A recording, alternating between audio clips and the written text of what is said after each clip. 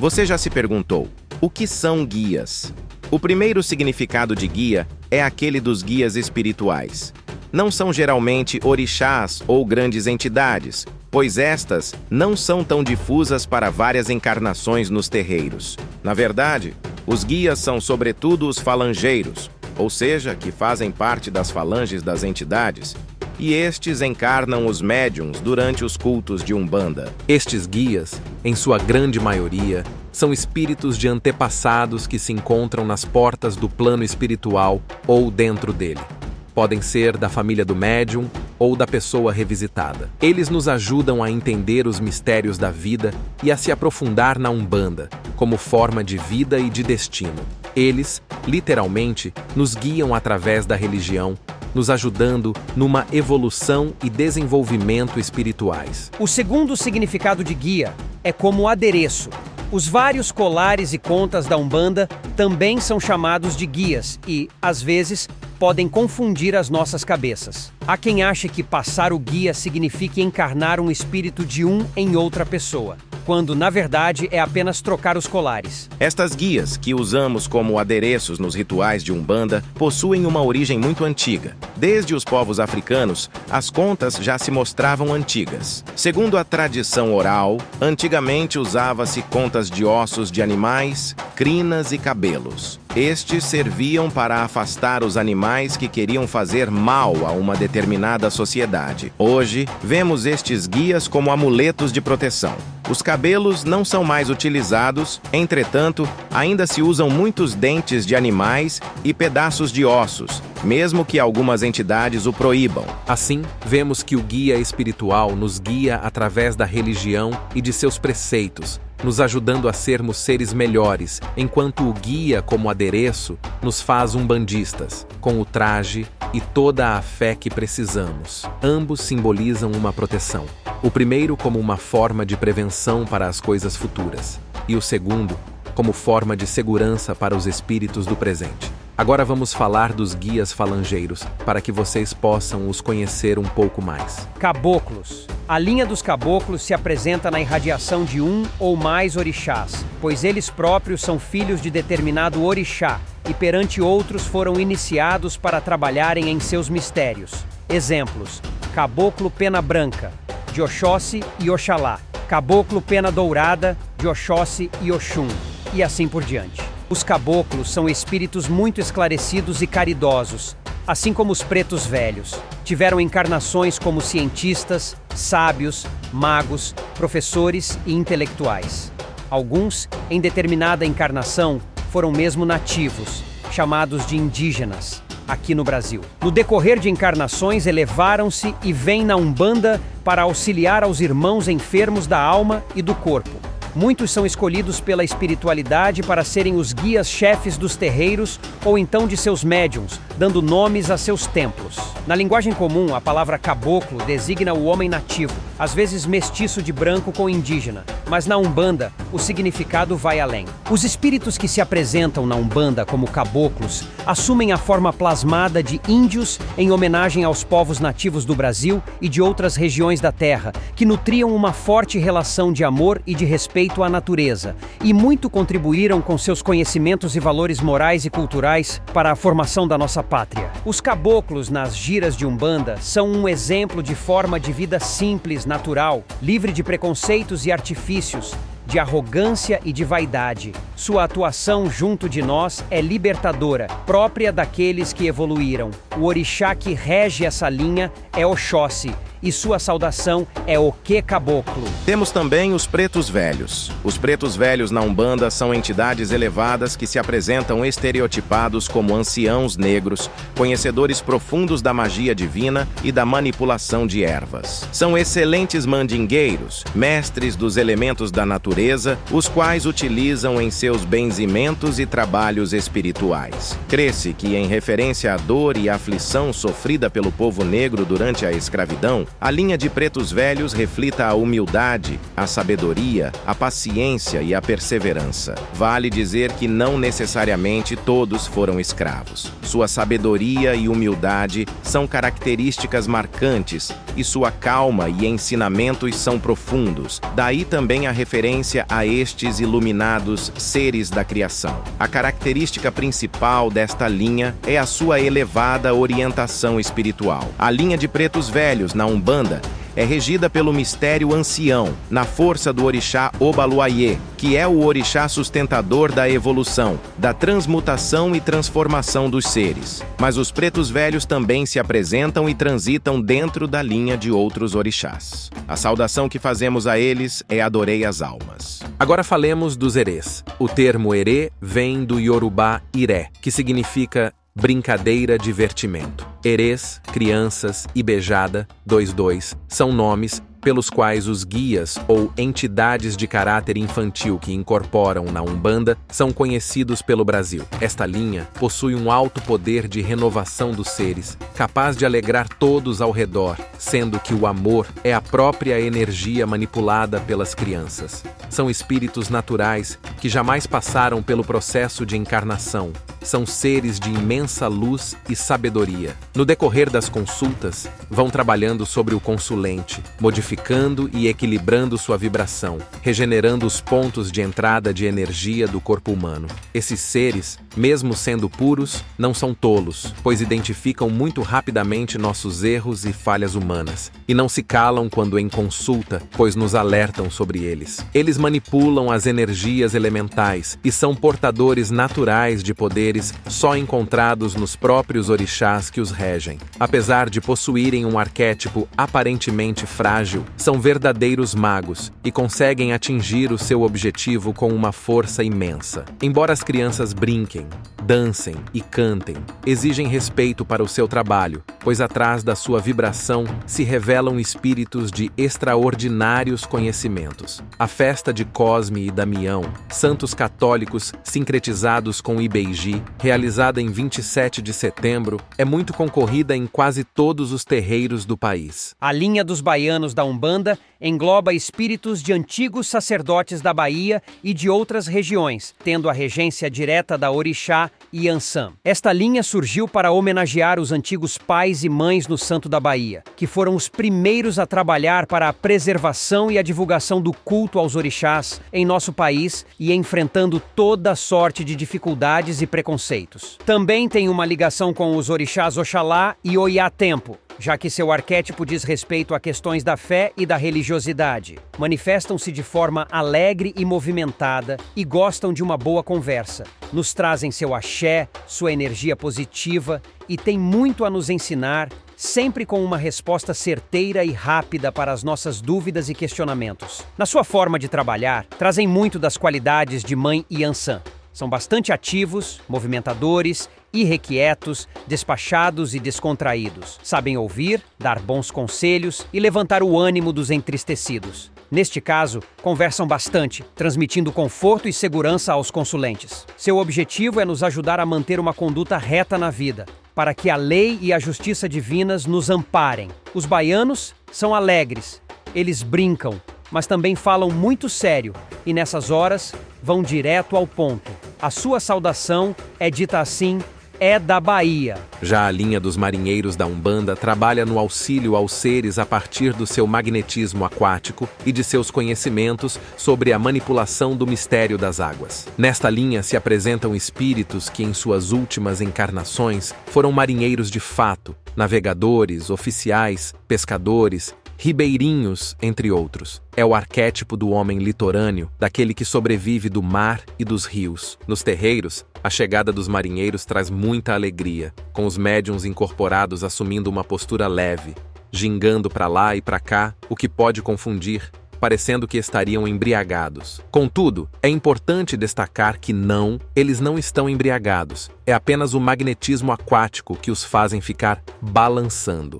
Se não vejamos, cada elemento tem o seu magnetismo, e os espíritos que se manifestam nesta irradiação têm magnetismo similar às características de sua regência divina, neste caso, um magnetismo ondulante de Mãe Iemanjá. Ao incorporar em seu médium, o marinheiro bambeia, lembrando o movimento de quem se equilibra no tombadilho de um navio ou de um barco em alto mar. Desta forma, libera energias em formas onduladas e, através dos seus balanços, libera ondas de forte magnetismo aquático que desagregam acúmulos negativos de origem externa e interna, equilibram nosso emocional e mental e nos dão condições de gerar coisas positivas em nossas vidas. Vale lembrar que as águas simbolizam as nossas emoções e estão ligadas à origem da vida. O contato com esses seres realiza uma potente limpeza em nosso campo magnético, uma verdadeira explosão de energia equilibradora. Os marinheiros são magos dos mistérios aquáticos. Atuam de forma única dentro da Umbanda na manipulação de energias que nos libertam de bloqueios íntimos e nos dão equilíbrio emocional. Pode parecer pouco, mas hoje, a própria ciência analisa e admite os efeitos dos distúrbios emocionais como geradores de várias enfermidades, de modo que a cura emocional é o primeiro grande passo para outras conquistas. Os marujos lidam com os consulentes de forma simpática e extrovertida, quebrando o gelo e deixando-os à vontade, o que facilita a recepção dessas energias equilibradoras e curadoras. A orixá dessa linha é Mãe Iemanjá, e saudamos eles assim: salve a marujada. Já os ciganos se manifestam na Umbanda como uma linha voltada bastante para a magia, visando a prosperidade, a união familiar, o amor, a cura e a superação de preconceitos e de bloqueios emocionais. A linha dos ciganos na Umbanda traz o arquétipo de um povo muito antigo e místico, de alma livre, desapegado e, por isso mesmo, capaz de atrair a prosperidade no campo espiritual e material e de ensiná-la a quem precise. O desapego e o senso de liberdade aparecem na sua maneira de viver, que é sustentada em suas crenças, tradições e na valorização da família. Nunca se envolvem em disputas por domínio ou conquistas. Os ciganos são grandes conhecedores da magia, alegres, amantes da natureza, serenos e sábios conselheiros. São portadores de uma energia que favorece muito a prosperidade, pois estimula nas pessoas um sentimento de liberdade, de amor e celebração da vida, bem como o desapego, fatores indispensáveis para se atrair a boa sorte e a fortuna. Gostam de música e dança, e suas giras são envolventes, coloridas pelas suas vestes e, acima de tudo, pela sua energia alegre e amiga. Usam muitos elementos magísticos, tais como lenços e fitas coloridas, moedas, punhais, espelhos, taças, chaves, baralho, dados, pedras, runas, leques e incensos. Observam muito as fases da lua para os seus trabalhos. No geral, a lua cheia é considerada a mais favorável. É a lua madrinha dos ciganos. Os orixás regentes dessa linha são Oroiná e Xangô. Você pode os saudar dizendo Optchá ou Alee Arriba. Agora, os boiadeiros. Os espíritos que se manifestam na Umbanda na linha dos boiadeiros são aguerridos, valorosos, de poucas palavras, mas de muitas ações. Apresentam-se como espíritos que encarnaram em algum momento como tocadores de boiada, vaqueiros, entre outros. Os seus pontos cantados sempre aludem a bois e boiadas, a campos e viagens, a ventanias e tempestades. O arquétipo da linha de boiadeiros é a figura mítica do peão sertanejo, do tocador de gado, dos homens que viveram na lida do campo e dos animais e que desenvolveram muita força e habilidade para lidar contra as intempéries e as adversidades. O laço e o chicote são seus instrumentos magísticos de trabalhos espirituais. Eventualmente usam colares de sementes ou de pedras. São combativos, inclusive no corte de magias negativas, porque conseguem promover um choque em nosso campo magnético e liberá-lo de acúmulos negativos. É um arquétipo forte, impositivo, vigoroso, valente e destemido. Representa a natureza desbravadora, romântica, simples e persistente do homem do sertão, também chamado de caboclo sertanejo.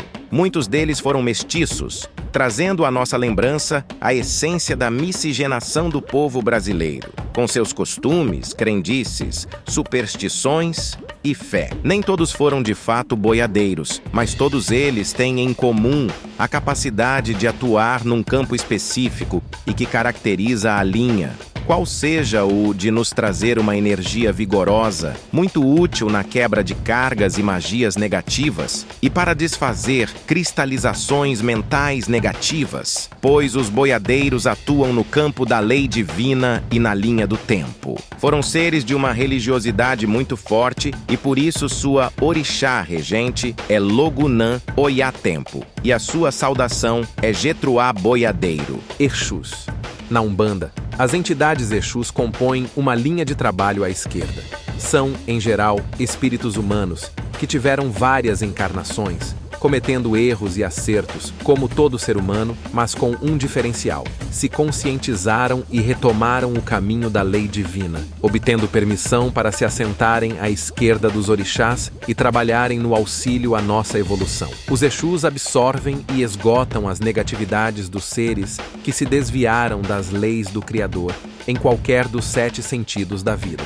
Em seguida, vitalizam as qualidades positivas dos seres e então os neutralizam, deixando seus magnetismos aptos a que retomem o caminho da evolução. O orixá que dá sustentação às entidades Exus é o orixá Exu. Na Umbanda, este orixá não é cultuado diretamente, mas está presente e atuante, pois as divindades existem e estão presentes em nossas vidas, ainda que alguém não as reconheça. Os Exus que trabalham na Umbanda atuam nos 7 sentidos da vida, ou seja, atuam nos campos de todos os orixás. É por isso também que Exu é tido como o dono das encruzilhadas. A encruzilhada pode ser entendida como o encontro de 2 realidades, de 2 verdades diferentes, tais como matéria e astral, razão e emoção, luz e trevas, ou, literalmente, pode ser o encontro de 2 caminhos. Esta é a representação do ponto de força de Exu, pois está em todos os caminhos, em todos os lugares e passagens, e não apenas na encruzilhada de rua. Todos os pontos que marcam a entrada e a saída de uma realidade são pontos de firmeza e de manifestação de Exu.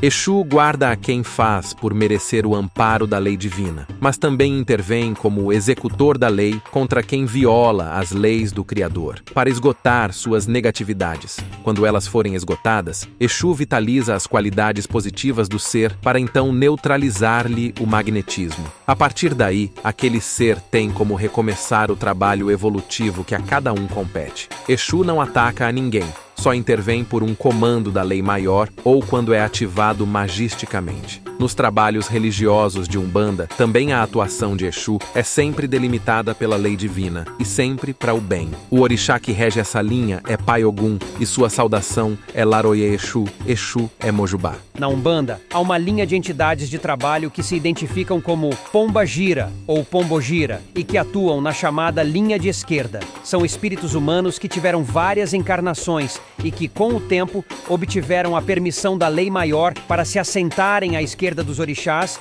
e trabalharem em favor da nossa evolução. Dentro da Umbanda, o nome Pombagira pode ser traduzido como mensageira dos caminhos à esquerda. Pomba é um pássaro que já foi usado como correio, pombos correios, e gira expressa a ideia de movimento, caminhada, deslocamento e outras mais. Como essas entidades atuam na esquerda, vem o significado de mensageira dos caminhos à esquerda. Na Umbanda, a Pombagira é cultuada como entidade de trabalho, como espírito que trabalha a serviço da luz e que, portanto, só pode praticar o bem. Como todas as entidades, a atuação de Pombagira é sustentada por um orixá. Este orixá sustentador manifesta um mistério divino e é chamado de Orixá Pombagira. O trono que corresponde ao mistério Pombagira é denominado trono do estímulo ou do desejo, pois esta é a energia que Pombagira nos transmite, e com muita propriedade. O despertar do estímulo, do gosto pela vida, o start para levarmos avante os nossos esforços pela conquista de uma vida melhor, mais saudável e equilibrada em todos os setores. O orixá regente dessa linha é Mamãe Oxum e nós as saudamos assim, Laroye Pombagira. Ao entendermos a essência de cada falange, cada guia, conseguimos entender melhor o seu trabalho através do médium, e ao médium a compreender a forma de caridade de cada um de seus guias. Geralmente, essas informações são passadas pelos pais da casa de Umbanda na gira de desenvolvimento, onde o médium aprende a receber adequadamente cada guia e assim ir evoluindo e sempre aprendendo. Na gira de desenvolvimento, você aprende esses conceitos que falei de cada um dos guias com muito mais detalhes e clareza. Procure sempre por este caminho, caso tenha sentido o chamado da Umbanda. Nós temos também os anjos da guarda. É um ser celestial que nos acompanha e protege. A palavra anjo, do hebraico, significa mensageiro divino. São Tomás de Aquino foi um profundo estudioso dos anjos e dizia que eles são seres cujos corpos e essências são formados de um tecido da chamada luz astral. Nos estudos da Umbanda, os anjos não são orixás ou guias, mas sim um espírito celestial de essência pura, dotados de muita luz e energia. Eles atuam na dimensão celestial e também em todas as outras dimensões subsequentes, atuando sobre todas as pessoas, independente de sua crença, religião ou doutrina. Anjo da guarda na Umbanda é sincretismo religioso? Sim, mas isso não quer dizer que apenas a Umbanda empresta a representação desses seres divinos. O sincretismo religioso não é algo exclusivo da doutrina umbandista. A concepção de anjos no cristianismo e judaísmo é anterior à sua menção na Umbanda. Entretanto, não existe uma religião ou crença absolutamente pura. Cada doutrina sofre ou já sofreu influências anteriores ou paralelas a ela. Em cada culto, os elementos podem assumir atuações diferentes e ter importâncias diversas. Os anjos da guarda possuem grande importância na Umbanda, principalmente para os médiuns que os consideram tão importantes quanto os orixás ou entidades. Isso acontece porque os anjos da guarda são aqueles que os protegem durante a incorporação e desincorporação espiritual. Quando uma entidade ou orixá vai incorporar em um médium, o seu anjo da guarda fica ali do lado, protegendo-o ativamente para manter o equilíbrio físico e espiritual do médium. Ele ajuda a evitar que um ataque do baixo astral entre na corrente mediúnica do seu protegido. Por isso, a importância da vela e de estar em dia com suas orações. O anjo da guarda é particularmente importante no momento da desincorporação. Quando o médium oferece resistência no momento da desincorporação, isso é prejudicial a ele, pois ele perde a proteção celestial. É comum ocorrer um sutil estado de transe logo após a desincorporação, e nesse momento, as pessoas que acompanham o médium colocam a mão no coração dele e dizem: "Seu anjo da guarda te chama". Isso ajuda a acalmar e facilitar o processo de desincorporação de forma mais tranquila. Os anjos trazem o equilíbrio perfeito de energia pura e divina ao médium para que ele consiga cumprir sua missão de mensageiro e canal espiritual. Apesar de não sermos capazes de vê-lo, o nosso anjo da guarda está sempre ao nosso lado.